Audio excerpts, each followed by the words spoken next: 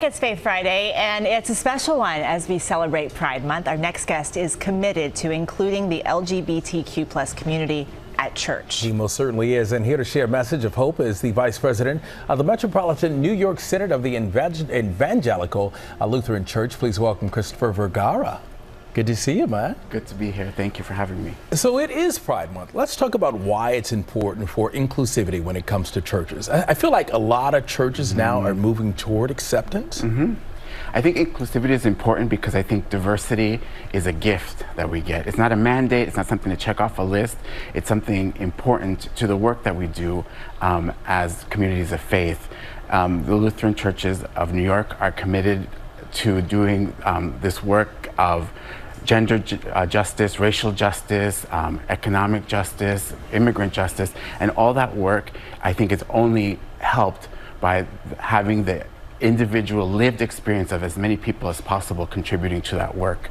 I think we as queer people, I think there's this recent notion that we just sort of are a recent invention, that we've just sort of come out of nowhere, and we are But that comes from being shunned in the past at all these churches. Right, but we are a proud and ancient people who've survived centuries of persecution, and we're still here. And even now, as our communities, as our spaces, our relationships, even our bodies are under threat, we continue to survive and thrive.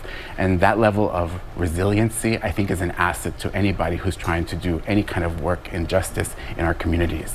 When you take a step back and you think about this, for so many LGBTQ plus people, the struggle between church and their sexuality is something that you hear from people over and over and over again because they don't find that acceptance at church.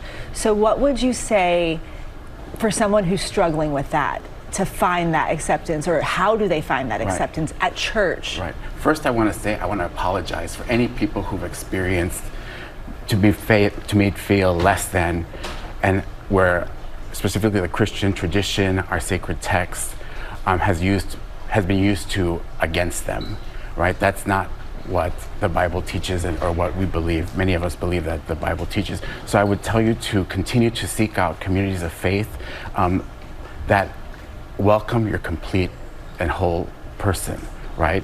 In the Lutheran Church, our designation is reconciling in Christ, and those are churches that have done the work to be specifically welcoming to queer people, and have done the work and continue to engage in that work. And I would tell you to continue to seek out, because they exist, communities of faith that are ready and willing to welcome you and your families into their community.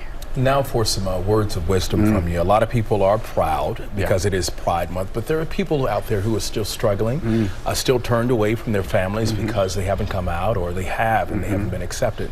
So what's your advice? So my advice would be, my word of wisdom is to engage. I think communities, systems of oppressions want to keep us separate, don't want us talking to each other, don't want us dialoguing. I think we need to continue to engage in communication and talking with each other and seeing each other's humanity. I would think for communities of faith, we have to engage when we see that people are using our traditions, our texts, to make people, to dehumanize, as opposed to challenging people to be the best versions of themselves. I think we need to speak up against that, be that around the coffee pot after church, on social media, or even at our own dinner tables. And then for my baby queers, people who are just sort of beginning to understand who they are and put language to their lived experience, to know that they are a beloved child of God, and that we are so lucky to have them with us and being on this planet, and don't let anybody tell you otherwise. Thank you. Thank you so much for being here today. We really appreciate it. No, my pleasure.